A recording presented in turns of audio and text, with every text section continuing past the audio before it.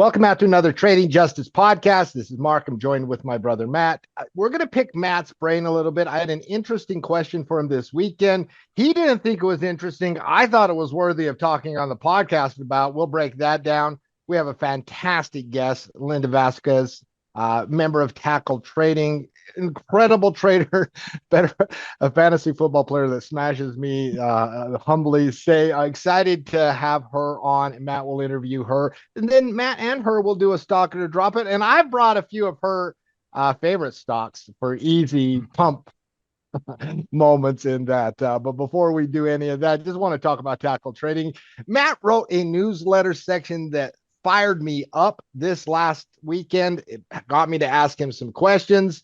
We're going to talk about those questions, but Matt does such a fantastic job guiding us in tackle trading in that newsletter. We got amazing coaches. It's a great community. They tend to be doing very, very well in this market, sideways or up. Matt, how are you doing? Talk a little bit about this, your newsletter, this community, everything tackle trading.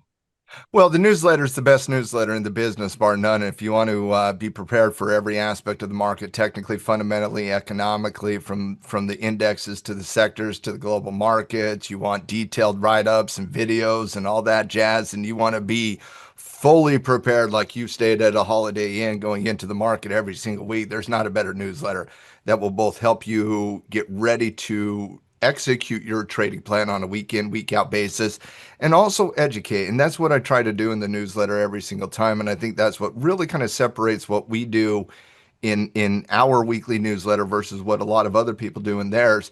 Everybody has information that they gather and they want to partake in and they want to give to the rest of their communities and they want to, put out there to the world. What we try to do is we try to educate as we go along in doing that so that people not only understand the analysis, but they have a deep understanding of exactly what to do about it as well.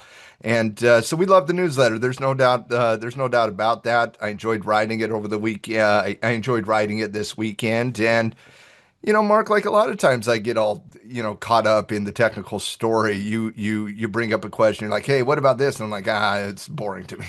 Like, yeah, I'm saying Because I just wrote it and I'm like, read the newsletter.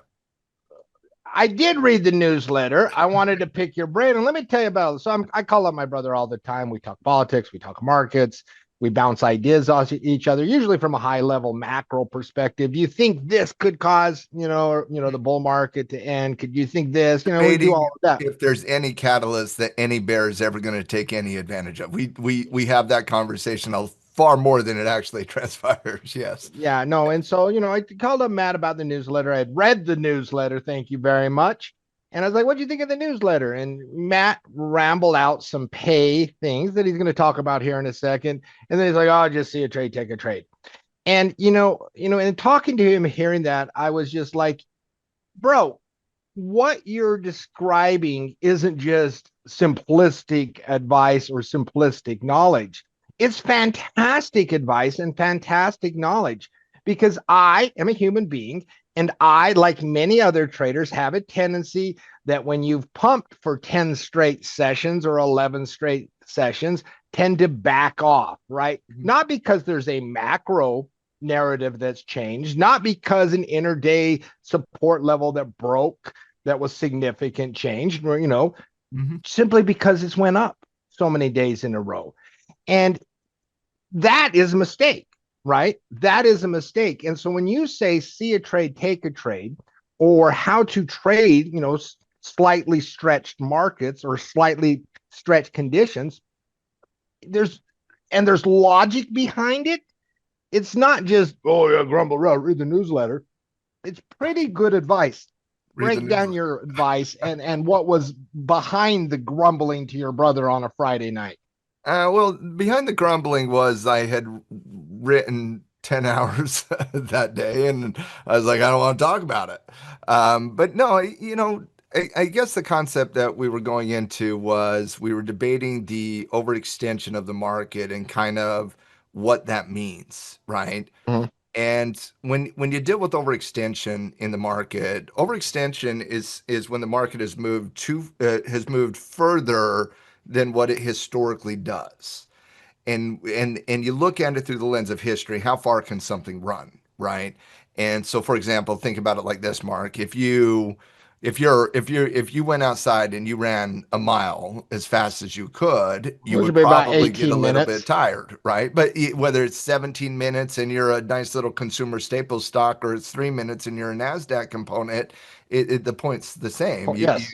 You run far, you get tired, you want to take a little bit of a And if break. I ran a mile the next day, I would probably have about the same Ex- expectancy and so forth.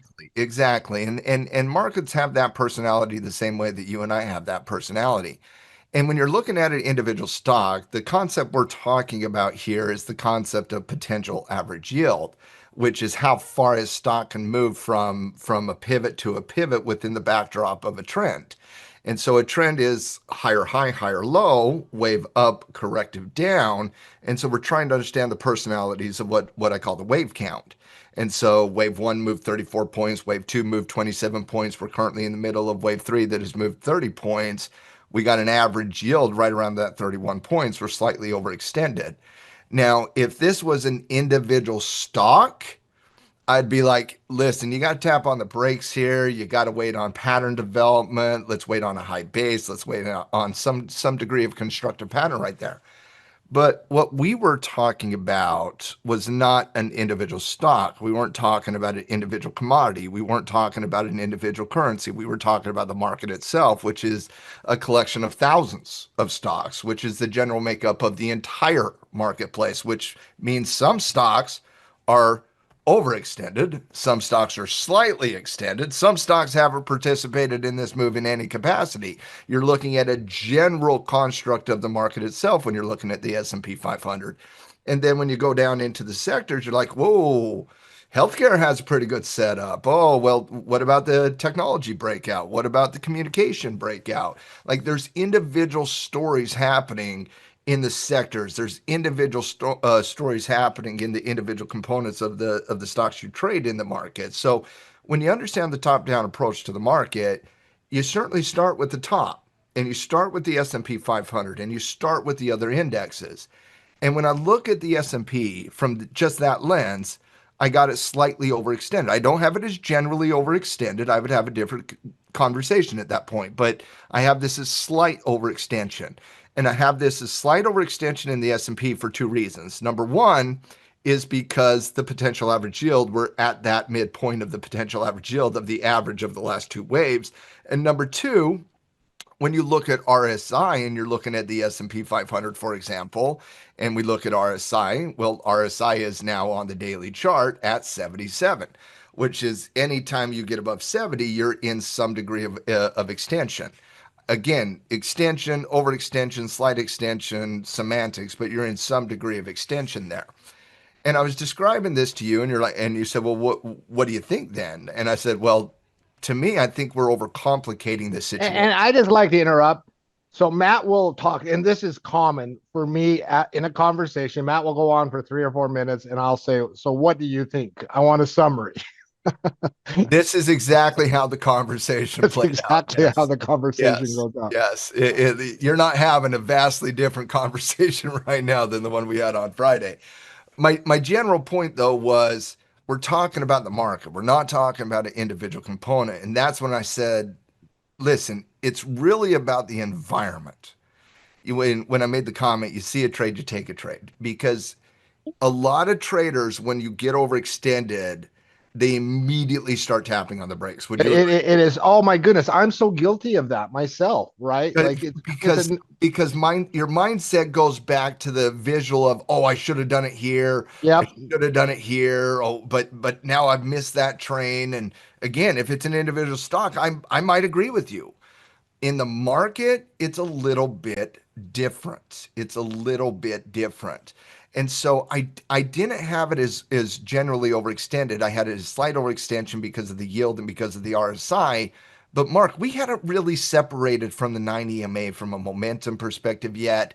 And secondarily, remember when you're talking about the ES, it's one thing, but again, you got to take into account the Russell 2000, which I don't have as generally slightly overextended right now.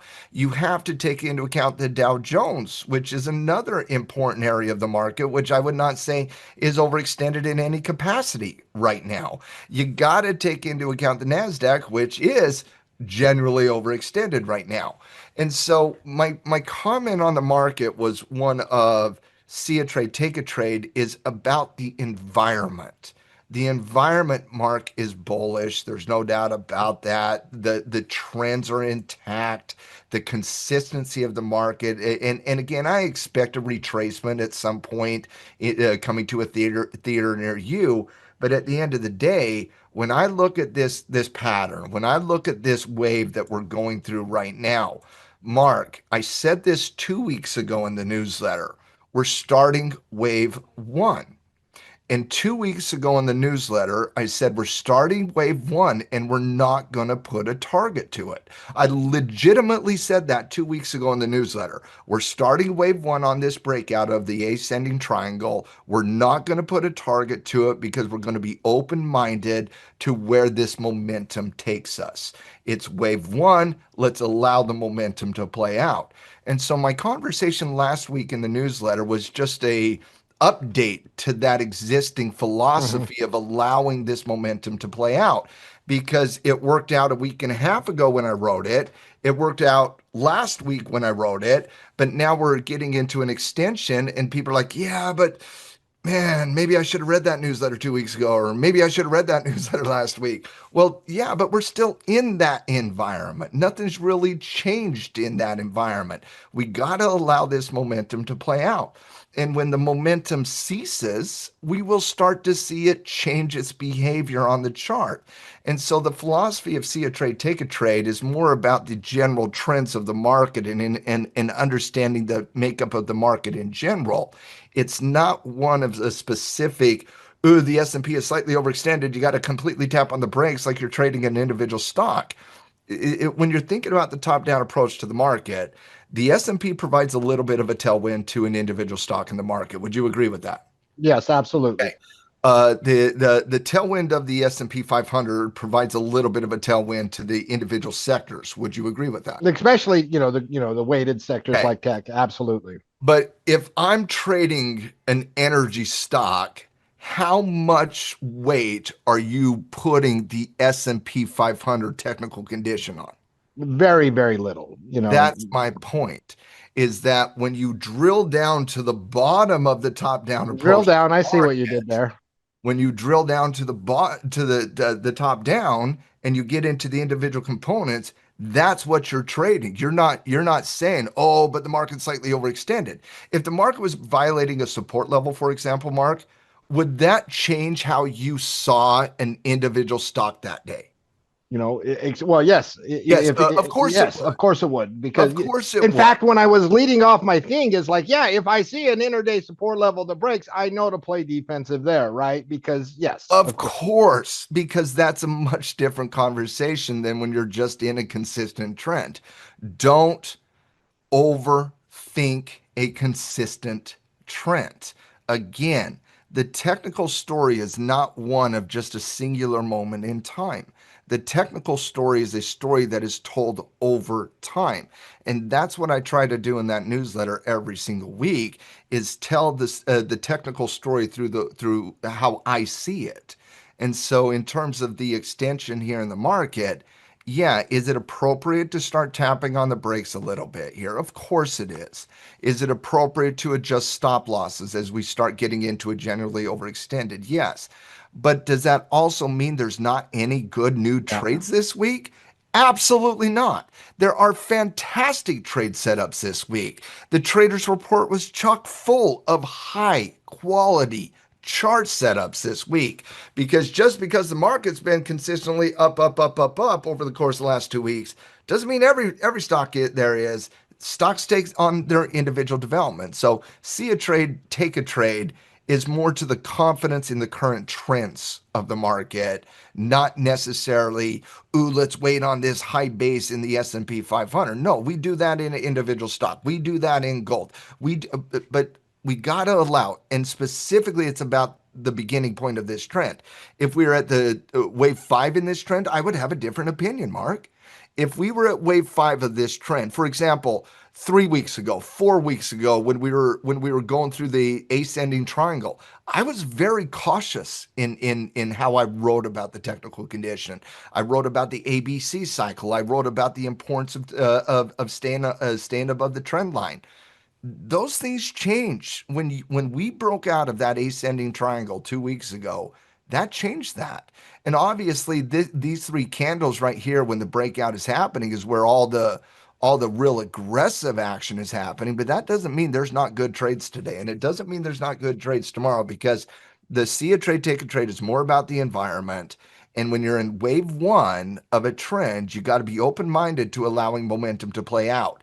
And I am not going to be the trader that is going to be like, oh no, you got to slam on the brakes here because we got a slight doji above the 9 EMA. Like, as long as we're above that 9 EMA and these candles are expanding, you should be expanding with them. When the candles start contract and we start to see a little bit of shifting volatility, that's going to be the topping action. And if you have a hard time figuring out, how where these wave counts end and the signals that you need to be looking at, well, we got a whole bunch of education and tackle trading that you can take. So I would strongly recommend you come over there and join us.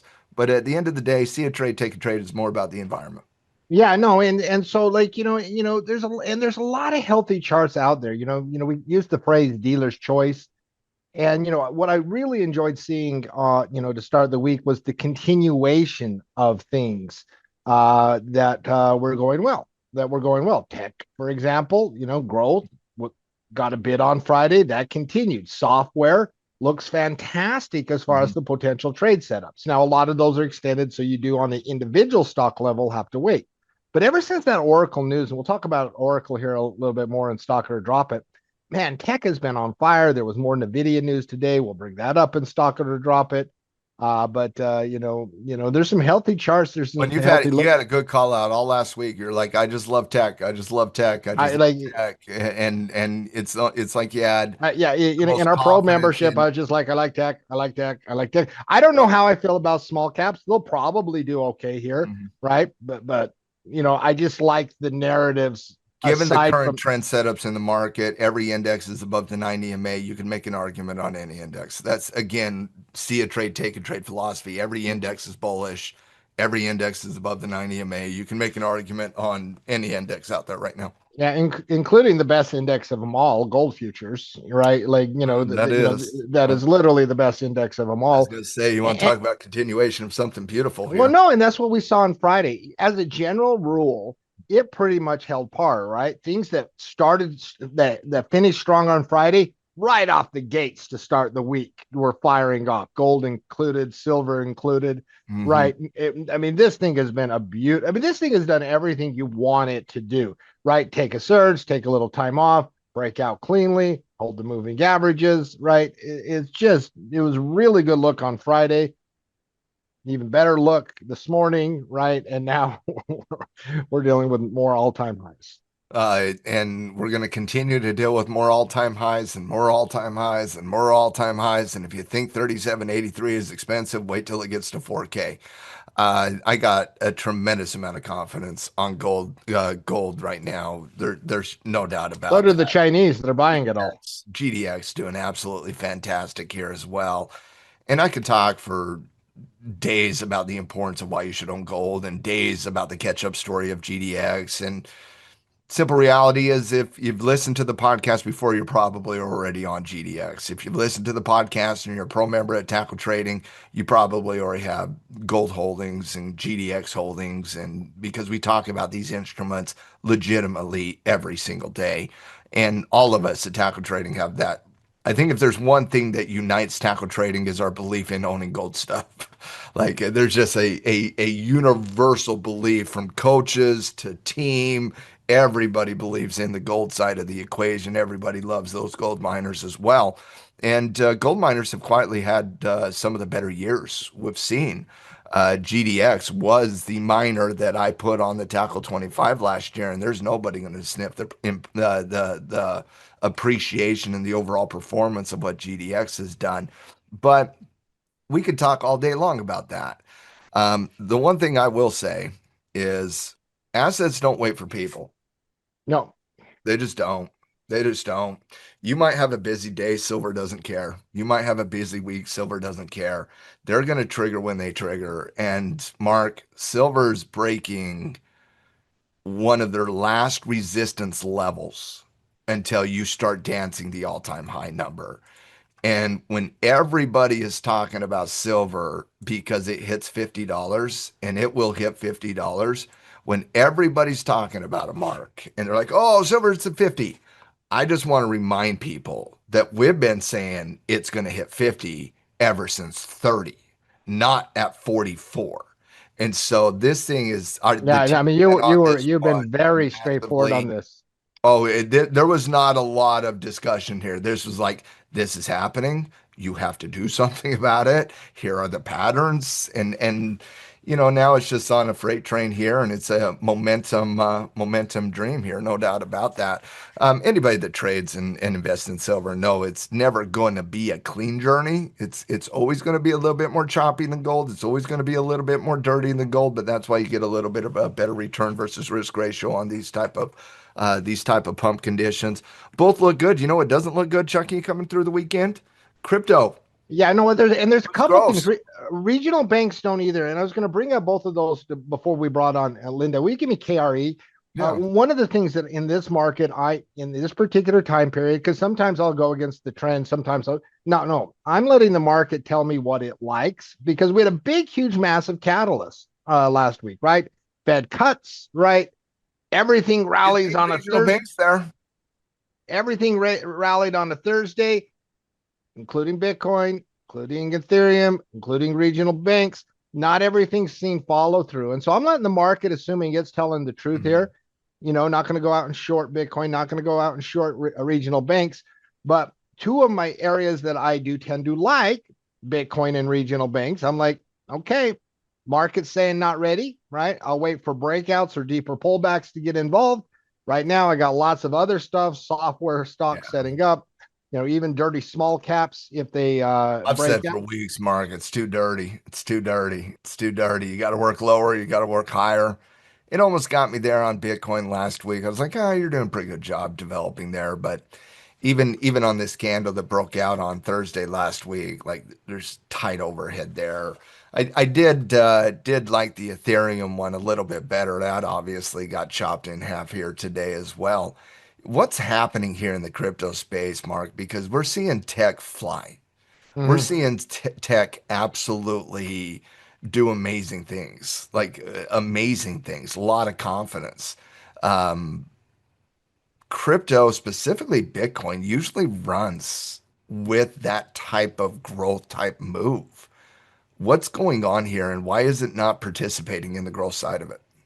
The devil's advocate in me on both sides of the equation. On one side, and I don't have the answer here, but I speculate a lot because Bitcoin is my favorite long-term asset, Hmm. and it certainly is, usually associated with risk on environment, Yeah, you would right? think. Yeah. Like it normally is. And so is the tech specific news just so strong because that Oracle news was insane from It 2 weeks was ago. insane. Yeah. So are we in a little like negative seasonality as a whole, despite the positive catalysts where the tech catalysts are just so amazing it doesn't care?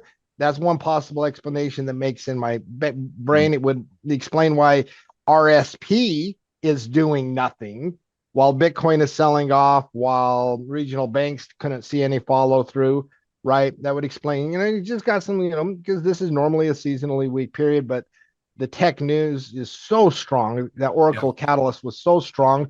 Or is that just sucking all the oxygen out of the room? Both of the explanations I have do relate to Oracle news and, little AI tidbits along the way, right? It's been a couple great weeks for that.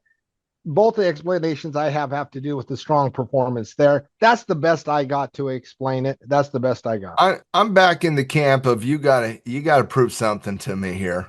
Like you gotta real develop into a pattern here. You gotta be constructive. You gotta work lower, you gotta work higher. But I don't like anything about the technical side on either Bitcoin or Ethereum as we kind of navigate this week. Obviously, Ethereum just took it on the chin last night, saw some continuation here earlier today. And again, the general point is, as we navigate this week, is it's it's going to take more than this week to clean up these charts, in my opinion. Yes. Agree?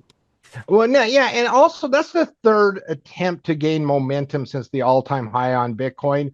What did One we day, say? one day, and snuffed out the next. Like, yeah, three times in a row. That's a major league Yeah. movie streak, that's going on. That is going to, test the resolve of many a Bitcoin enthusiast on the next breakout. Agreed. That's for sure. So, Agreed. listen, one of those, I know there's a few ticker symbols that our next guest might like in the world of crypto, and we'll bring up some of those in stock it or drop it. But really excited to have Linda on. Linda's been a mentor student of yourself for a long time, Matt, a long time. She is such a pillar, and I truly mean that, in our community. Amazing energy. Holy cow. Like the energy she brings to our community, positive, right? Because, not everyone loves to trade every day, even traders. Like there's Linda, that's not who Linda is. Linda brings Linda's the energy. life is see a trade, take a trade. Okay. Yes, every single day. So excited to bring Linda on. First and foremost, want to take a moment to introduce such a wonderful, wonderful human being. One of my favorite human beings out there. She knows it. She knows she's my favorite. Linda Vasquez, welcome out to the podcast. How you doing today, darling? I'm doing great, and thank you for such an incredible introduction. And yeah, maybe I won't beat you in fantasy football this year just because of that. You So will thank you. you will definitely try to beat me in fantasy football. And if there's any indication that patterns have a tendency to play out over time and trends kind of tell the story of the history Yeah. as the future, I don't like my odds later this year there, Linda. There's some history here.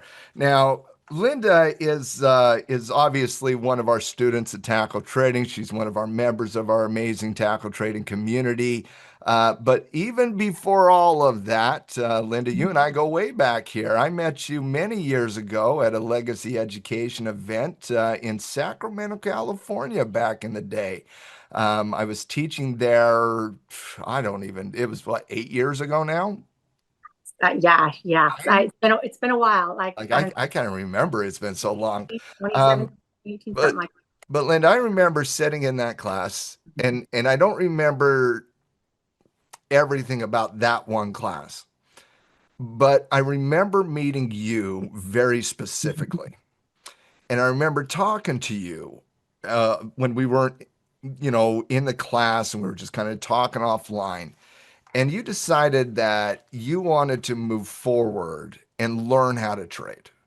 And you had some concerns with your, trading and whatnot. I want to get into a little bit of your early story here, Linda, first and foremost. But before I do any of that, I just want to say officially, welcome. How you doing today? Thank you. I'm doing good. I'm a little nervous, but I'm hanging in there, and I'm doing Don't good. be nervous. This is fun. Like I said, this is fun. Um, when we were sitting down at that table, you and I together, what was the things that made you really want to learn how to trade? Well, I felt comfortable, which was it was a very different feeling for me in those last, like, I don't know, 5 years leading up to that point in time for me, because a lot of things had happened in my life that just was extremely negative. So Yeah. my trust in individuals and humanity, in finances and everything was pretty much non-existent. But when I went to that class, that seminar, I had my service dog with me, which was, she was a crutch, but she still is, and she's helped me tremendously. She's actually sitting right over there. But anyways, there were certain things that you said in that seminar that perked my curiosity, and I really needed to hear at the time. And a lot of them everything pretty much surrounded around my finances. Because I was not working at the time. I was unable to get a job because of my disability, and I wasn't sure how I was going to move forward, what I was going to do. I was in my 50s. Actually, this year I'm turning 60. So, I was going to say 42. Yeah, thank you. Again, I may let you win in fantasy, but I'm not sure. Anyway. I'm trying to win fantasy. I'm doing everything I can, Linda. Anyways, continue. Yeah, so when I was sitting in that classroom, first of all, it was very difficult for me to get out of my apartment. That was something I never did at that point in time. I didn't want to leave. But for some reason, and a lot of it had to do with you specifically, your personality and your teaching style, it spoke to me. So you mentioned a couple things. You mentioned compounding, gains. You mentioned mutual funds versus ETFs. At that point in time, I was looking into the savings that I had, and I was looking into why I wasn't making any money, but the market was doing well at that point in time. What was happening? Why wasn't I? And I needed that money desperately. And when I was listening to you speak, you spoke about those compounding gains and covered calls, which I had no clue what that meant at the time, but I was very intrigued. You spoke about something you called Tackle 25, which again was intriguing to me because the way you spoke about it was something that I didn't have to do a lot of research in. I was at that age where I didn't want to do a bunch of research. I just wanted somebody to tell me how to move forward, how to create my own financial stability. That's what I wanted, my own financial stability, because I couldn't work. And I was scared. I was getting to that age where I was really scared. And so listening to you speak about those things, you were talking about the ability of giving me information that I could pull from. Again, this covered call thing, the Tackle 25, which, I love football. I always have. So when you say tackle, that perked my interest, but I didn't know what Tackle 25 was. You also talked about trader reports. When I think about the stock market, it's overwhelming. There's so many stocks, and I have no clue what I'm doing, what's going on. But the fact that you and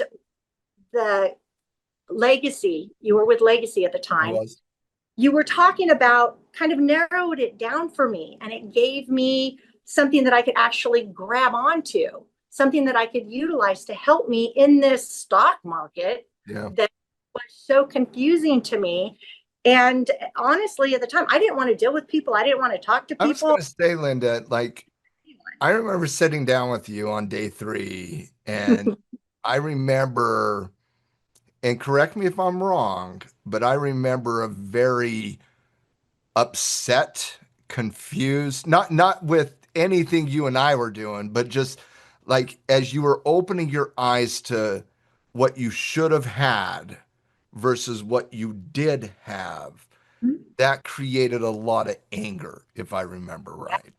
I was very angry. Because you had a retirement account, but that retirement account had been siphoned off of, and you didn't understand why.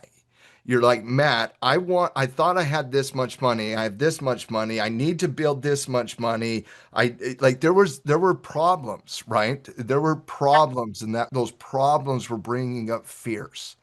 And I remember, because you and I had a pretty instant connection, I would say. And I remember sitting down, it was just you and me.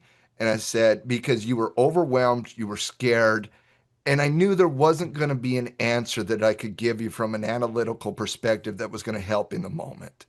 And so I remember just saying, Linda, I got you. And I knew there was going to be more to that. And I knew you knew there was going to be more to that, but there was some trust there. And that meant a lot to me, Linda, because I knew where you were coming from. I knew your story. I knew how you had been taken advantage of financially. and I knew you wanted to make sure that you had that control so that never happened to you again. And I remember just there was a lot of fear back then. There was a lot of fear. Fast forward 7, 8 years. Does that fear still manifest itself? No, no. What has replaced it? Because it dominated you 7, 8 years ago. What has replaced it? Confidence, Yeah. community, the knowing that I'm not alone. Yeah. That that even though as I get older, and I'm not going to be able to get a job based on circumstances, but I have a community of people that I can fall back on. You always use the word like-minded community, like-minded traders, and it's so true, but yet everybody that I have met, they're different. Yeah. But they have the same goals. Mm-hmm. And all the coaches that I have met through you obviously included, you all have a different teaching style, which I love. But it works for different people in different circumstances. But with those differences, that's what causes the like-minded community, the family feel. And I had lost that. I lost that family feel. I had lost a lot of things. And what you specifically, and then the environment that you had created through legacy and then through tackle trading, that environment gave me confidence. It gave me the ability not to be so afraid because I wasn't alone. And I am the type of person, I am a very aggressive individual, as you know. You are. We'll talk about that here in a second.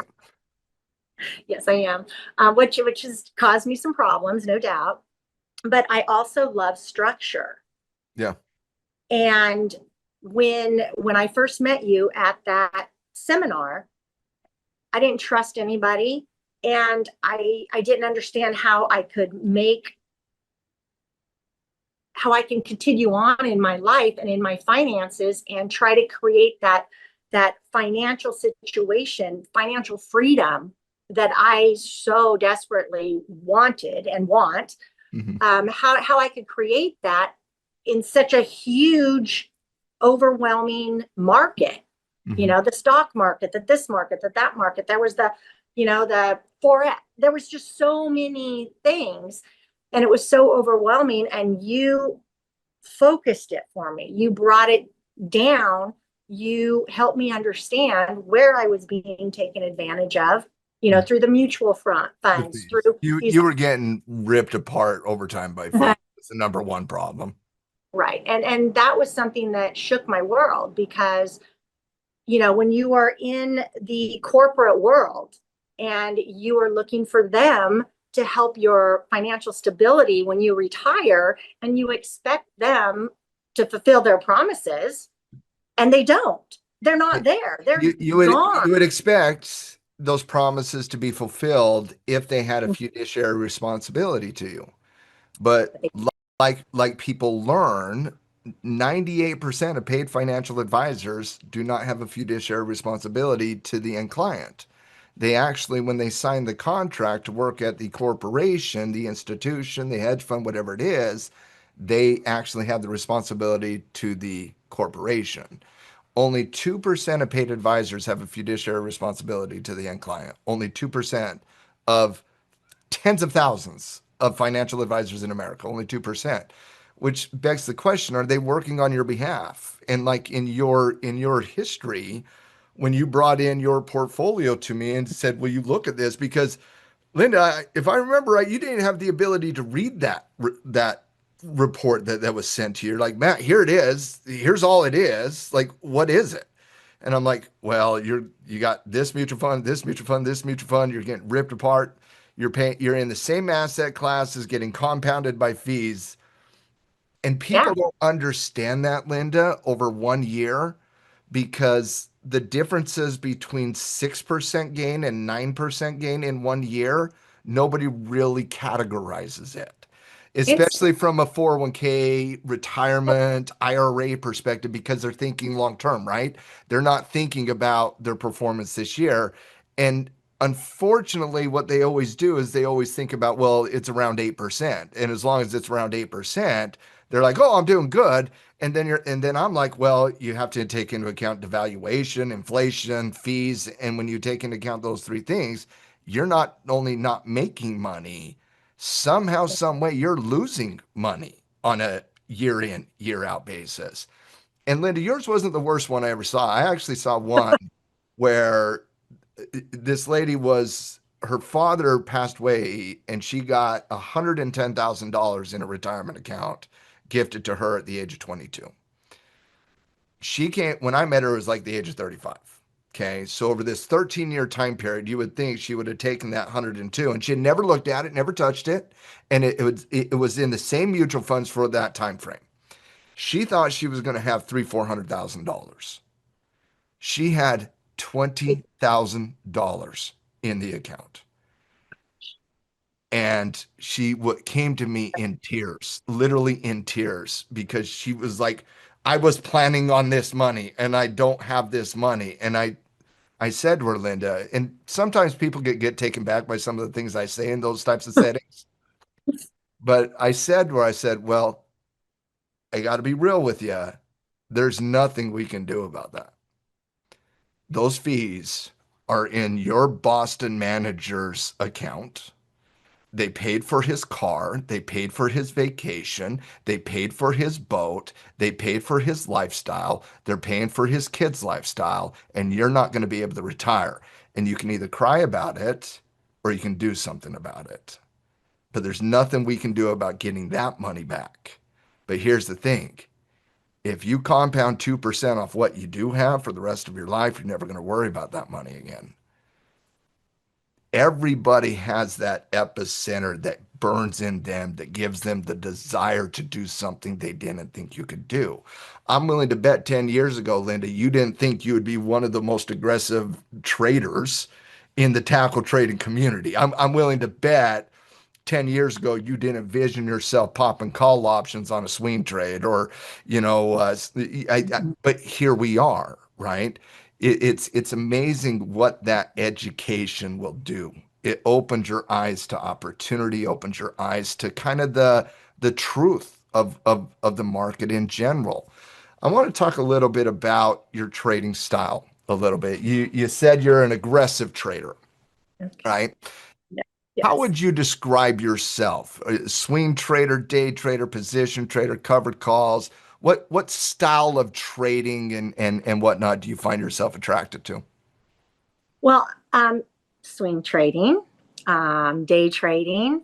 Mhm. But I want to take a step back, if you don't mind, for one Of second. course, of course. I just want to mention that at that seminar 8 years ago, or however long ago that was, I never ever thought about getting a mentor or a coach or anybody that could help me understand and navigate these things and agree. I graduated from UCLA. I double majored You're a smart economics. person. You're You know, you're you're a smart human being. Yes. yeah. And so when I showed you my portfolio and it was messed up, and I was devastated and I was in shock. And Mhm. I wasn't sure how to navigate through that. And I remember saying to you, because your personality, you seem to jive with my personality. Obviously, you are an We aggressive. got along very well. Yes. Yeah. And I remember saying to you that I was not going to, which was kind of, looking back on it, was probably a dumb thing to say, but I was not going to continue this journey if you wouldn't be my mentor. And, You did. that was probably the smartest thing I had said in a very long time, because you showed me these things with compassion. You showed me the mistakes that I was allowing to happen to my finances with compassion.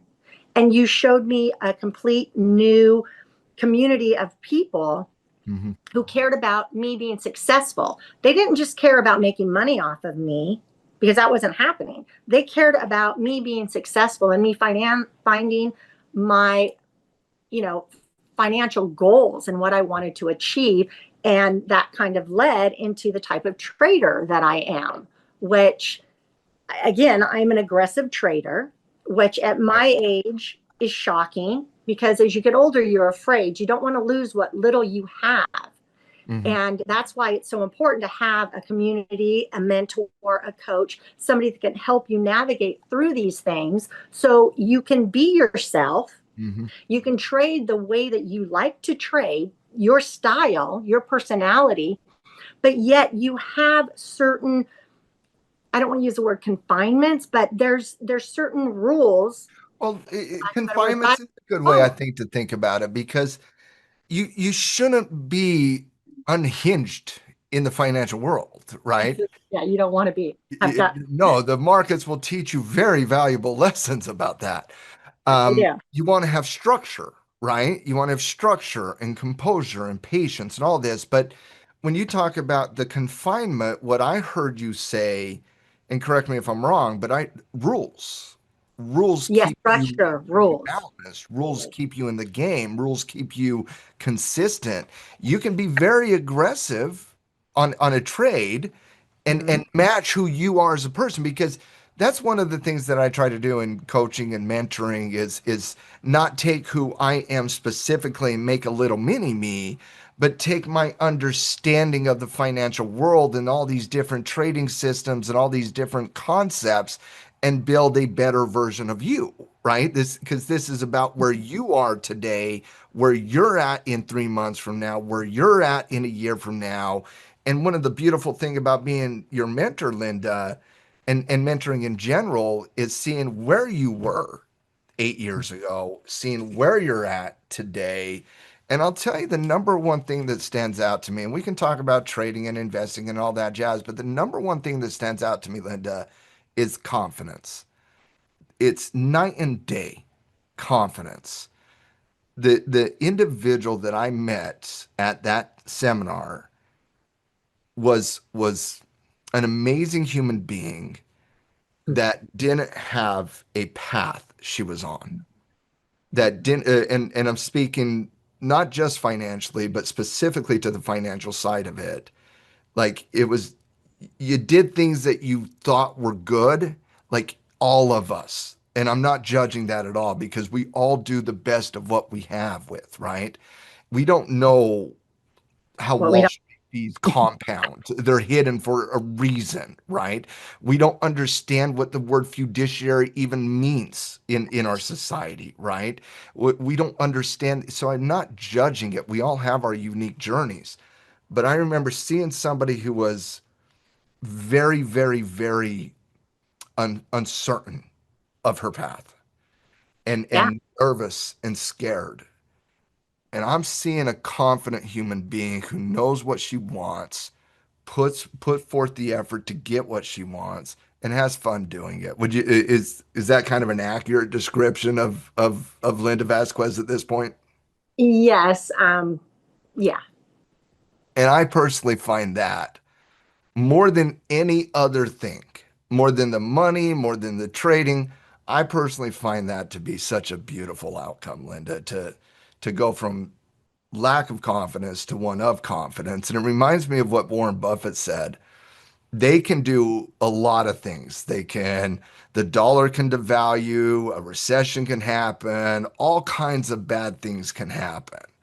But if you invest in yourself, you have a tremendous asset.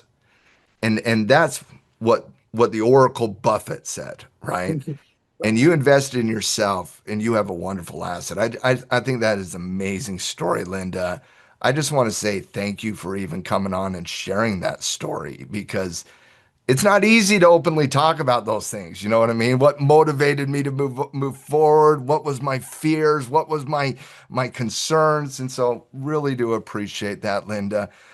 What advice would you have for somebody like you that, uncertain of what to do next, but they want to do something, but they're uncertain because they're fearful, they're scared?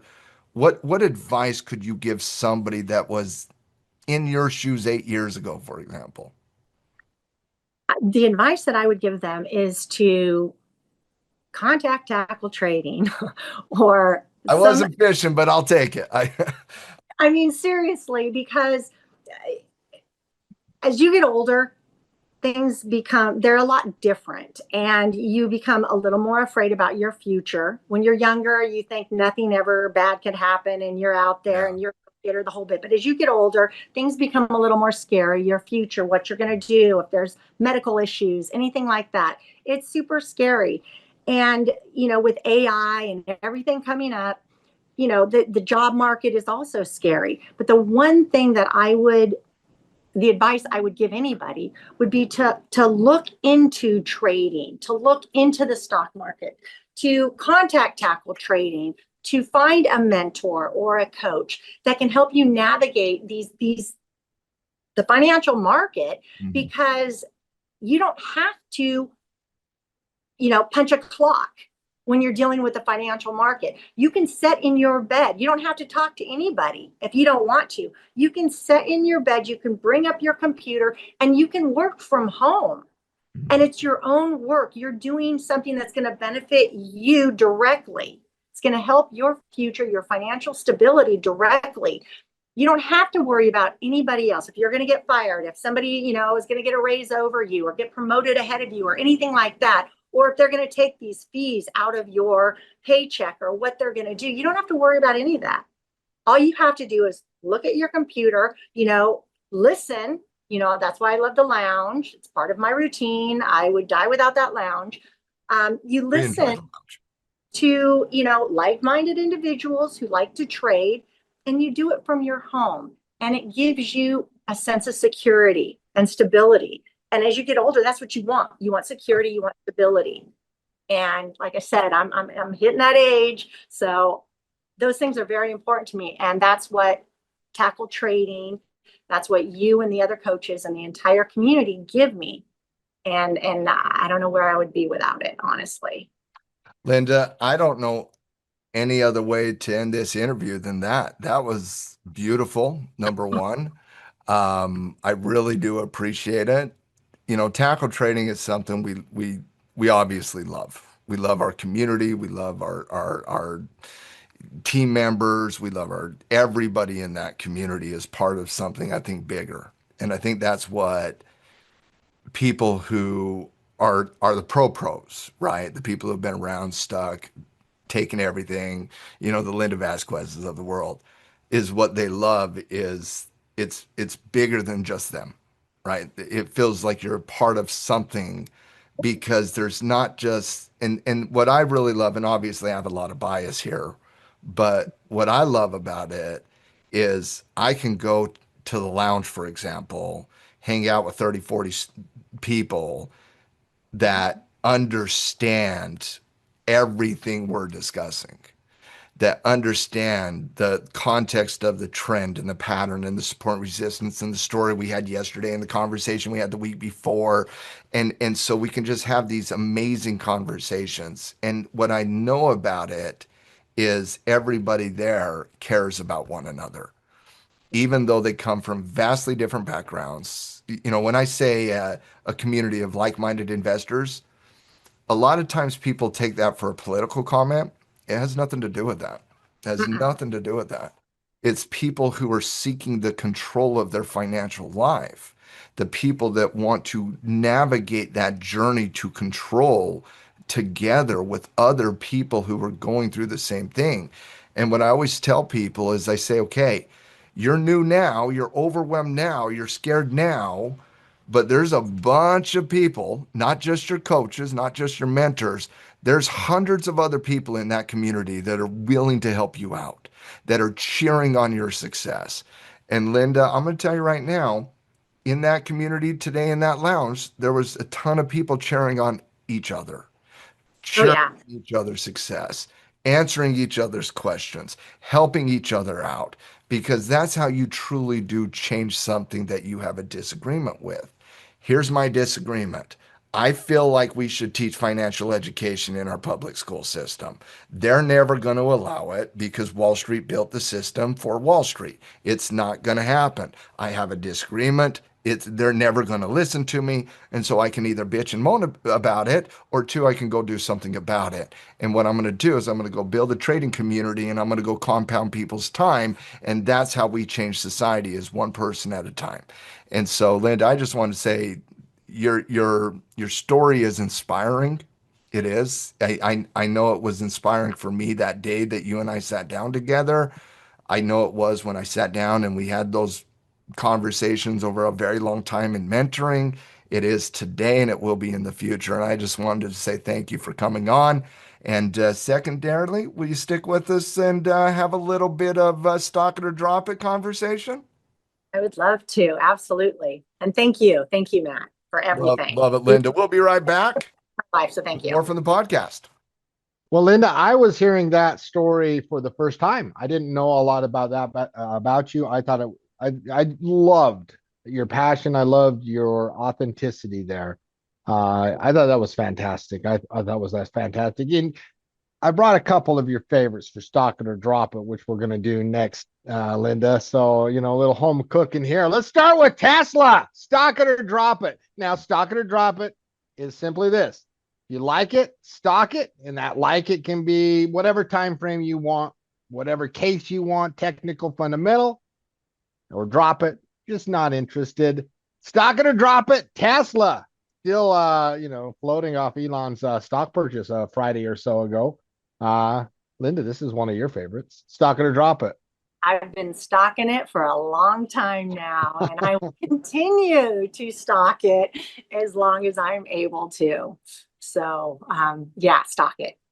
Is there anything that could get you off the belief long term in Elon?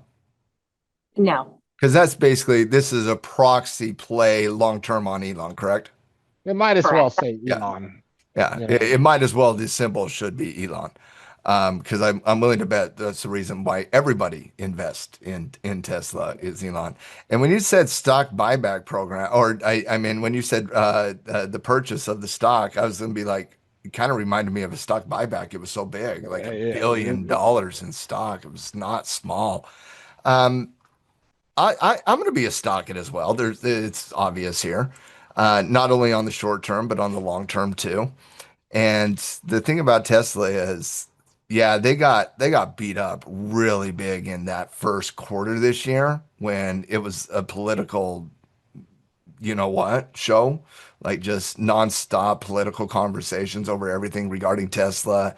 That had some real negative quarters on the delivery side of the equation. They had some real negative quarters. And I kept saying at the time, I'm like, listen, this is more than a car company. It's more than a car company. And it certainly is more than a car company, but it wasn't just Elon buying that. They also had a report a couple weeks ago on that breakout that the legacy business side, the car company side of it, actually had an increase in vehicles delivered, actually started hitting certain metrics. I thought that was good. And then at the end of the day, Tesla, I know it's not XAI. I know that, but I can't not look at Tesla and not think about AI as well. They're right in there in that conversation. I said 2 months ago after the earnings report, Tesla's a $5 to $7 trillion company, and that's based on robotics and automation. And so I think you have to stock it. This is one of the number one growth stocks in the market over the next 10 years. Another Linda favorite, Coinbase. I know crypto having a rough start to the week. Coinbase, though, stock it or drop it. I have to stock it. I have to. I brought some layups for you, Linda, at the start of the week. I know your faves. Yeah. Although I did get out of it earlier today briefly, but I would definitely stock it. You heard that, Mark, briefly. You heard that, right? I mean, like it's interday support level gave out, and so she's like, "I'll revisit when I I'll revisit later tonight." That's how aggressive Linda is. Like, oh, you gap down Doji, you're gonna have to prove it out. You know what? I don't think I could say stock it on any crypto miner long term. I just don't have that viewpoint. Plus, I'm a gold miner kind of guy, and I got I love the gold miners, like enough to love both the crypto miners and the gold miners together. But I'll have to say drop it. And I'm thinking longer term, not shorter term, just because of the volatility here. Don't love the technical edge there, quite frankly. On the trading side of it, though, I think it's got a decent trade setup. All I'd right. start the trade setup. So basically, Linda, Matt said, I heard your whole interview, but I don't care about you despite all the things I said. I'm going to drop one of your favorites. That's what I just heard. That's what I just heard. Listen, if it was Tesla, I wouldn't have said that. Coinbase, she doesn't have that much love for Coinbase. Not like Tesla. Not like Tesla. It's like, nah, like this is one of her like favorites, but like Tesla's like her boyfriend. Like you don't want to say anything bad there. My favorites for, right now, the time being. But yeah. Next one. The next stock creates more headlines than GameStop, your meme stocks, all of them combined. It is the new meme stock in the world of 2025. Give me Intel. Last week, one of the biggest moves Intel has ever had. Matt, well, it was at around 32 in the lounge, said, I would think that this is going to fade back. That's what it's done the last couple of days. Big, huge news. NVIDIA. No, I said, quote, what's the government going to do? Buy more? Well, last week, NVIDIA bought more. Everyone's going to have a piece of this company before it's said and done. Before it's said and done, the government's going to force you to have a point of this company. But Citi downgraded after that from sell to a sell rating from neutral, saying that the stock is pricing in success in its leading edge foundry business, that it believes it has minimal chance to succeed. Citi not pulling any punches on that one. Intel stock it or drop it. Linda, you go first. Hey, I will go first. That is kind of a tough one, but I'm going to go with drop it. I know that sounds really strange, but there's so many other stocks out there that I would rather stock and keep them than this particular one. And with the government so involved, I don't know. It just did. Like it. I don't know. I'm just going to go with drop it. Yeah. I'm right there with Linda. There's other stocks that you don't have to take into account the additional forms of analysis. And whether you support the government investing in private companies or you don't, I certainly don't. That kind of burns and hardens my capitalist heart there, Linda, a little bit. I don't like it. I'm not going to pretend to act like that's part of capitalism. It's not. It was wrong in 08 and 09 when Obama did it, and it's wrong today. That's how I see it. But beyond that, I'll just say this. Intel was struggling to compete against every single other semiconductor company in the world. And now, and they have been lapped by people like AMD. NVIDIA's running a completely different race than Intel. AMD's running a completely different race than Intel. The Chinese competitors now are probably in front of where Intel is. And so I got to give a lot of respect for Citi here, a lot of respect for Citi, because it's not every day that a bank comes out and speaks the truth like that. But it's right. This core business before the government got involved was not a good business. They were struggling against competition. They were behind the 8 ball against the competition. And what do we think now? That the government's now involved, that they're going to get more efficient? Like the federal government brings more. That's how it always works out, right? Something. Or does everybody in the world think the federal government's one of the least effective and efficient organizations in the history of mankind? And so, like, to me, and again, that's not a current political comment. It's just like the federal government is a monstrosity. Like, it's massive. And now they're going to be a cutthroat killer of a trader called the Intel? Nah, I don't like anything about it. Drop it. All right, next one. Let's bring up old NVIDIA. Listen, today on Monday, markets were dojiing along, and then CNBC had its film crew ready as Sam Altman and Jensen Wang were ready just happen to have their film crew ready. Just so happen to be filming. Just Sam Altman and Jensen Wang were just sitting there hanging out and being like, oh, by the way, NVIDIA was going to invest $100 billion in OpenAI to support the building of new data centers. I think they're getting a piece of that company too. NVIDIA is just, they're just now a venture capitalist. We're going to buy a little bit of that, a little bit of this. But news helped propel NVIDIA up near resistance. What you can do when you're a $4.3 trillion company. Stock or drop it, Linda, NVIDIA. It's a no-brainer. You stock it. And yeah, and I caught a little bit of that day trading action today. So you did? Yes, I Awesome. did. That's Thank awesome. you for the day trading class, by the way. Round 3 tomorrow night. Can't wait. Looking forward to it. But yeah, no, stock it. Absolutely. 100% without a doubt. Stock NVIDIA. Yeah, I'm right there with Linda on this one. King, queen country of all things AI. You talk about Intel, they need government funding just to get going. NVIDIA's funding everybody out there, like 100 billion here, 300 billion there. It doesn't matter. They're raining. There's nothing else to say. This is still like, what are we dealing with? A 29 forward P ratio right now? Yeah, this breakout's alive and well. Stock it. Yeah. All right. Next, a little bit harder, I think, maybe. Apple. JP Morgan hikes Apple's price target to 280. Boosting said that demand for Apple's new slate of iPhones is strong based on early sales across Asia. Feels little light on the reasoning. Like, that is not the number one most planted story in the history of mankind. Are you kidding me? But we're gonna do a super cycle on iPhones. Oh my! Nice price movement to start the week out on Apple. Stock it or drop it, Apple, Linda. Okay, that's a little bit harder. If you would have asked me 2 years ago, I would have been like, stock it, stock it, stock it. But right now, I mean, Apple hasn't really shown a whole lot recently in regards to what they're doing. But it is Apple. It is Apple. I'm gonna have to say stock it. It's a hard one to drop it. I have to say stock it. It's a hard one to drop it. Mark brought it up about a month ago, and I went on a rant about how Apple can't develop anything, and how it's a drop it. And I was talking about it from a trader's side of the equation. Apple's going to figure that out. They might not figure out how to develop anything, but what Apple does best is take what other people have developed, put their little Apple sticker on something, and make everybody feel like it's the greatest product in the history of mankind.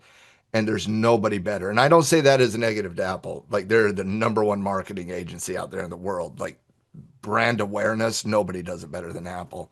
Product design, experience, customer flow, nobody does it better than Apple.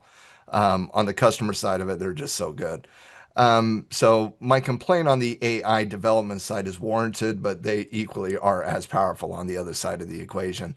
I can't drop it at this point. I mean, you're talking about a breakout that was pretty clean on the breakout side of the equation. I still have the concern on the development side, but I'll say stock it on the trader side of it right now. As I look at devices or Apple devices, funny. All right. Final one, either or. Interesting news on TikTok. We did a blind bet TikTok last week, but we know some of the parties. I sold that blind bet last week. Involved. Oracle getting a piece of it, but Fox Corp, Fox A. Trump says in a Sunday interview that Rupert Murdoch and his son will likely get involved in the deal to save TikTok in the U.S. Fox A up a little bit on it. Can only stock one. Rupert Murdoch, Fox A, getting a little Trump love on that one, or Oracle getting what was that earnings 2 weeks ago? Still, I can't believe. So either I can take Oracle and their 420 billion of unrealized revenue, or I can take Fox A, who gets a little piece of TikTok for political reasons. Like that's no, right. Like, I don't know about you, Linda, but I'm going stock and Oracle on that one. Oracle, that's a no-brainer as far as I'm concerned. It's Oracle. Yeah, I just wanted an excuse to bring up Oracle because every bull needs to think. I make jokes in 2024 that every bull needed to write Janet Yellen a check, right, for what she did for bulls. Treasury Sec Best one of those too these days. Yeah, the last 2 weeks, I think Oracle's earnings, it's really propelled ever since then. Oracle's made a lot of it. Even if you've never traded Oracle, you've never heard of Oracle, but you've owned something else in the tech space, you can write a thank you note to Oracle. You can. Oh yeah. You can. Harry All right. Ellison has provided some lift off here, no doubt. All right. Listen, Linda, thank you so much for coming on the podcast. It was an absolute pleasure. Thank you for participating in Stock It or Drop It. Matt, send us out. Yeah, if you love the podcast, best way to support the podcast is to give us a nice little like and share, make a comment, tell somebody about it, spread the good word of all things tackle trading to the rest of the world, and help us get some nice little likes and share on this podcast. But more than anything, Linda, I just want to thank you for coming on the pod, sharing your story. I know for me, I'm a little bit intimate involved in that story, but it moved me as well, Linda, to know where you have been, to know where you've came from and where you're going. It's an inspiring thought. And my hope is that others will be inspired by it as well, that they will pick up from where you left off and do something about it the same way you did. But at the end of the day, Linda, at some point you got to trust something, right? You got to trust something. And I think I might have told you that one that day too. But You did. it's Made you write it down too, I believe, but that's beside. I said a few different things. I did. But everything I said to you that day, did it come to fruition? Yes, everything you Okay. did not lie about anything. You're extremely truthful and very helpful, and I thank you, and thank you for having me on your podcast. I knew the path you were going to get on, and I knew you were going to excel. I didn't know what you would fall in love with as a trader. I didn't know what systems you were going to enjoy. I just knew that you were going to do the things that were necessary to be successful. And you did everything that I asked, and then some. You have been an A+ student. There's no doubt about that. But you are a tremendous human being, Linda. And I just thank you for being one of the greatest parts of our community. I hope our community truly has gotten to know you in this podcast, and I hope others get inspired to do something about their own journey as well. So with that said, I hope everybody has a wonderful, wonderful rest of your week. And when you're ready, hit that link in the description below, sign up for a free trial of tackle trading, and come see what it's all about. Have a great week, everyone. Later, team.